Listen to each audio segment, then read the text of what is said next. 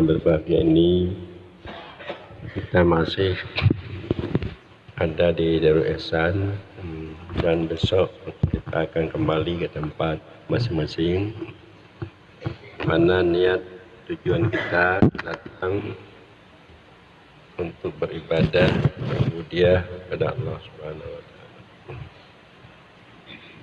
Kami keluarga umi-umi dan anak-anak sangat bersyukur adanya jamaah datang untuk beribadah tempat ini, sehingga kami dapat beribadah. Kalau tidaklah Anda datang atau ada di tempat ini ibadah, kami ini mungkin tidak dapat beribadah. Jadi ini adalah satu nikmat, rahmat, taufik dari Allah untuk kami keluarga. Dengan datangnya Anda sini, kami dapat beribadah. Kalau mau ke tempat lain untuk beribadah, berbudiah, jangankan 10 hari, 2 hari saja tidak sanggup. Tapi Anda bisa datang 10 hari, meninggalkan keluarga, meninggalkan rumah tempat tinggal untuk pergi merantau, merantau untuk bisa beribadah. Artinya dapat untuk menambah keyakinan Anda dalam beragama ini. Kemudian beribadah, berbudiah ini yang menjadi penghalang besar adalah dunia ini. Dunia. Artinya yang menjadi penghalang besar untuk kita beribadah, pertama adalah makhluk. Yang dimaksud yaitu manusia. Yang kedua adalah syaitan, yang selalu menipu kita, membuat kita malas untuk kita melakukan taat, untuk dekat dengan Allah. Yang ketiga adalah nafsu kita, keinginan yang berbagai-bagai. Jadi ini adalah penghalang besar. Jadi kalau ketiga ini dapat kita tembus, dapat kita kalahkan, baru kita bisa sampai ke hadrat, yaitu kehadapan Allah Subhanahu wa Ta'ala. Dapat kita berkhidmat kepada Allah dengan baik. Dalam kitab Tanwil Qulub diterangkan ada sebagian daripada mereka pergi berburu ke hutan. Jadi waktu sampai dalam hutan, dilihatnya seorang anak muda menaiki singa, berkendaan di atas singa. Lalu di samping kendaraan singa yang dia di atas singa, banyak binatang-binatang buas lainnya. Lalu oleh singa-singa ini dilihatnya ada orang yang berburu, laki-laki yang berburu. Dia datang, dia dekati orang yang berburu ini. Jadi dilarang oleh anak muda, jangan kamu artinya ganggu orang yang berburu. Makanya biarlah saya mengatakan, menasihati kepada orang yang berburu. Hai orang yang berburu, kamu lalai dengan hawamu, keinginanmu kepada lain Allah, ingin kepada umpamanya rusa atau kijang dan sebagainya. Itu ketahuilah olehmu bahwa dunia ini diciptakan oleh Allah. untuk membantu kamu di dalam kamu berkhidmat kepada Allah. Bukan dunia ini diciptakan oleh Allah untuk membimbangkan kamu berkhidmat kepada Allah. Jadi kamu lalai dengan dunia, berburu. Jadi dari itu ketahuilah oleh kamu bahwa itu pekerjaan yang tidak bagus. Kenalah kamu lalai dengan dunia. Jadi di waktu anak muda tadi di atas kendaraan singa, datang seorang orang tua, perempuan tua, membawa semangkuk air atau segelas air. Jadi air yang dibawa itu diberikan kepada anak muda yang di atas singa tadi. Lalu anak muda ini minum.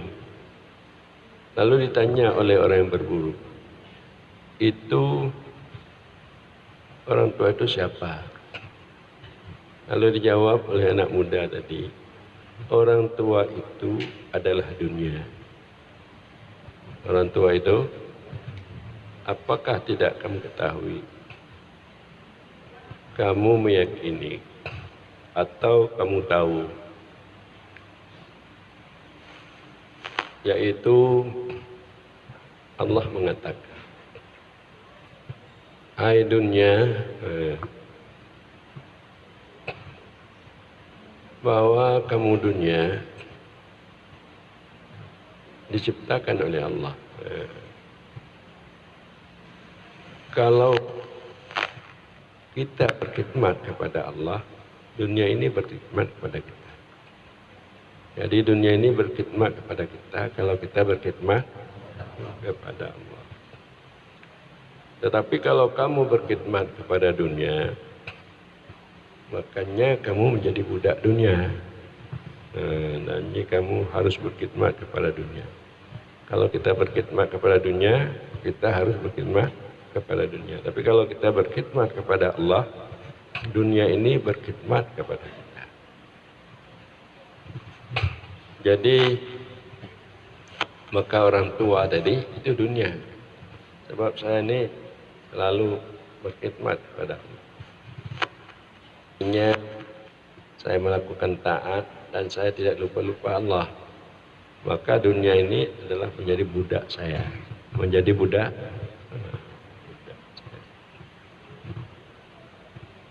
Makanya anak muda ini menyadari, orang berburu ini menyadari apa yang disampaikan oleh anak muda. Maka dia masuk tarekat. Lalu dia itu berkhidmat kepada Allah dengan jalan berzikir, dan aku dengan dalam rangka terus melaksanakan perintah yang diperintahkan Allah. Artinya sembahyang 5 waktu, kemudian sembahyang sunat dan sebagainya. Makanya orang yang berburu ini menjadi abdal, menjadi wali Allah. Jadi kalau kita sudah menjadi abdal, menjadi wali Allah, makanya seluruh urusan kita, apa saja yang kita lakukan, dibantu oleh Allah Subhanahu wa Ta'ala.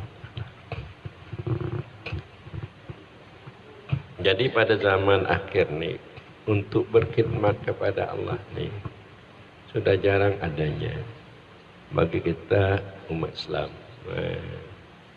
Makanya perlu kita kembangkan ajaran tarekat, kita kembangkan ajaran kesufian supaya khidmat kita kepada Allah, khidmat yang lahir batin, dengan makna bahwa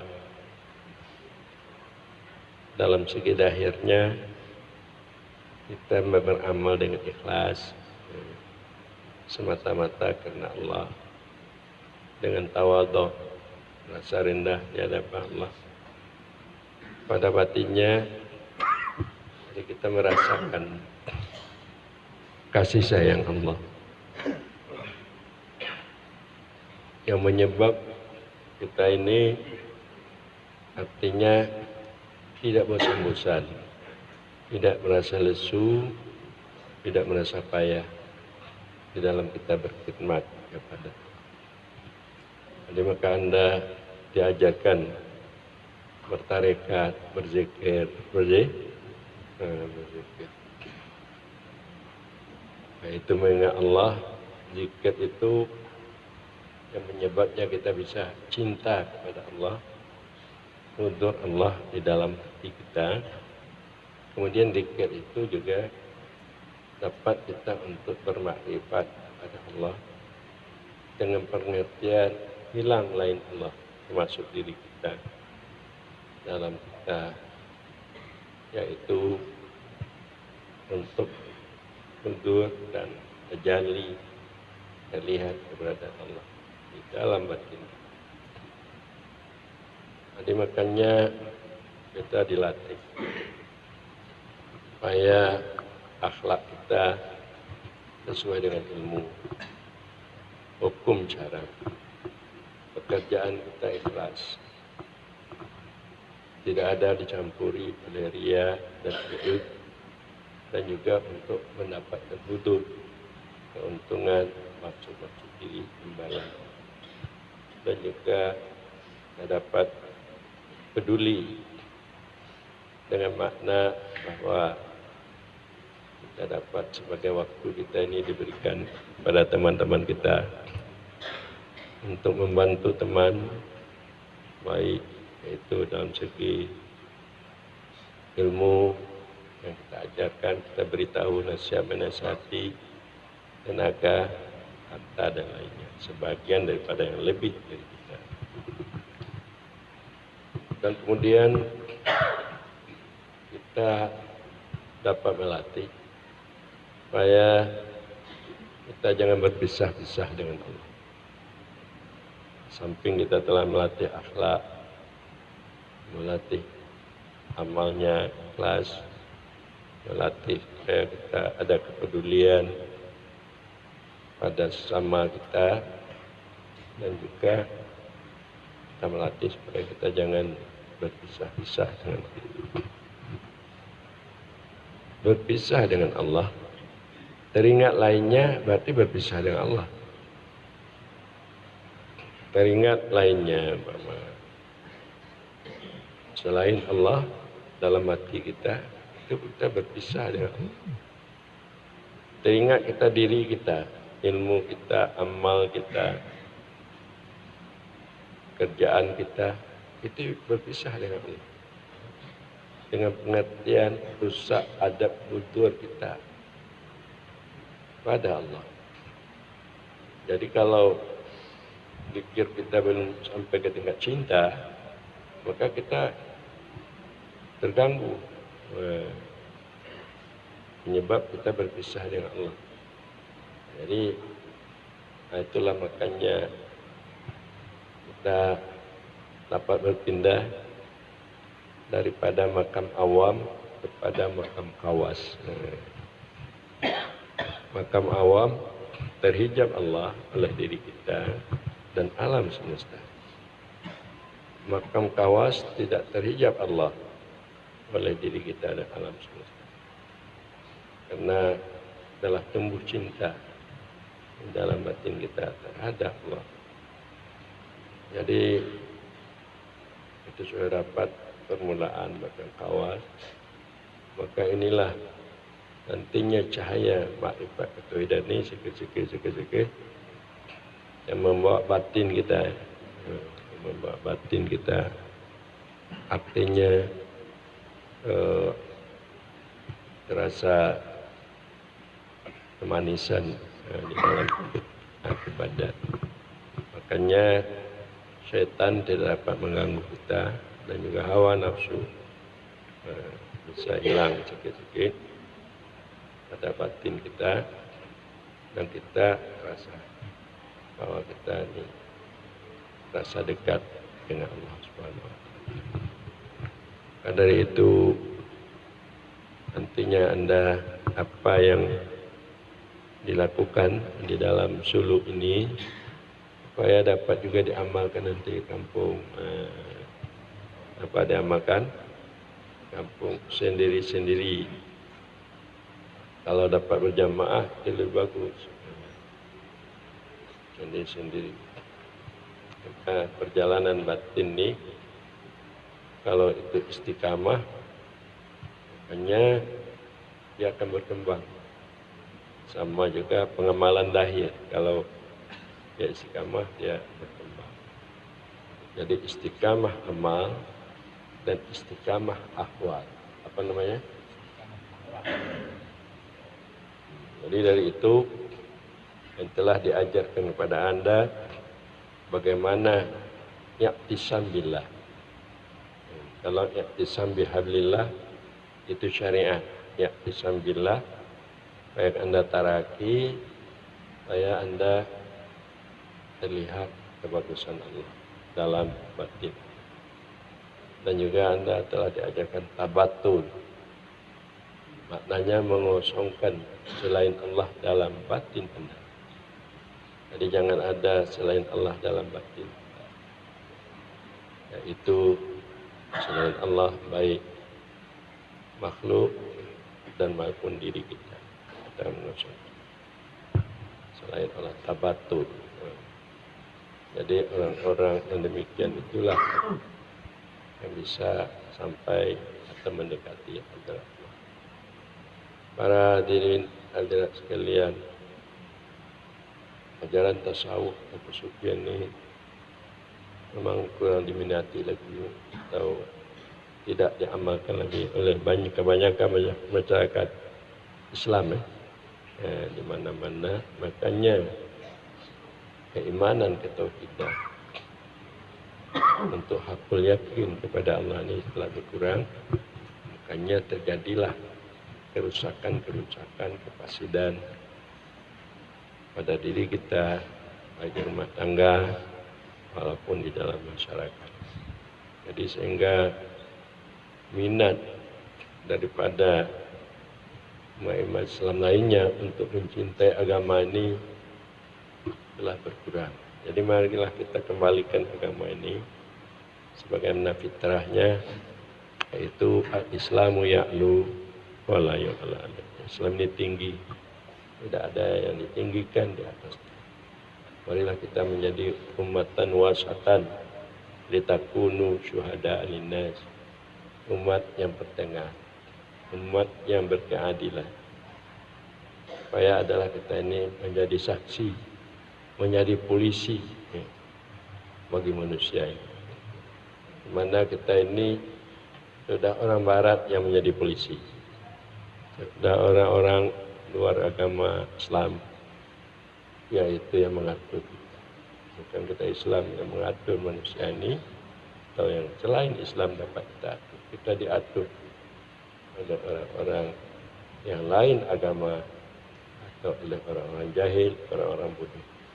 Kita lihat di negara kita yang sangat sanglaut, baik di pemerintahan walaupun ulama dan di cendekiawan. Karena itu bagi kita semua bercita-cita, berkemauan supaya kita bisa lagi berjuang untuk agama ini. Sebagaimana Allah berfirman dalam Al-Quran Karim, "Ud'u ila sabili rabbika bil hikmati wal mau'izatil hasanah wajadilhum billati hiya ahsan." Bahwa kita seru umat keluarga kepada jalan Allah dengan bijaksana, bil hikmati dan pelajaran yang baik-baik. Jadi kita mengutamakan akhlak yang bagus, itu dengan tawadhu dan kasih sayang. Dan juga kita dapat yaitu dengan artinya bertukar pikiran atau bermujadalah, duduk bersama-sama membicarakan bagaimana yang baik terhadap Islam yang kita capai. Barangkali seperti saya katakan tadi, sebenarnya saya ini lebih jelek dari Anda.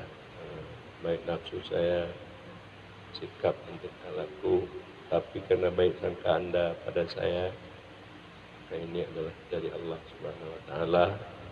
Semoga banyak kesilapan, banyak kesalahan, banyak kealpaan dan kekurangan bagi kami di sinilah. Baik dengan kadam-kadam yang tidak ada yang tidak ada banyak salahnya gubernur. Gubernur. Cuma sikit-sikit silap dalam bertakbir sembilan tasbih. Masih sikit salah. Tidak ada banyak. Jadi barangkali demikianlah dulu. Karena besok kita akan salat Id, yaitu di Masjid Al-Sunnah. Karena masjid itu masjid almarhum Abuya. Abuya yang membangun masjid Abuya Mudawali, yang beliau bangun, yang beliau berpayah-payah, itulah di masjid. Dan dinamakan Masjid Al-Sunnah. Tidak di Darussalam, tidak di Belangkoro, tidak di mana-mana. Jadi itulah di masjid yang kita salat di sana. Jadi hanya besok kalau Idul Fitri di sini, di sana kita salat untuk mengambil berkah pada pembinanya Abuya Syekh. Sekian dan demikian. Assalamualaikum warahmatullahi wabarakatuh.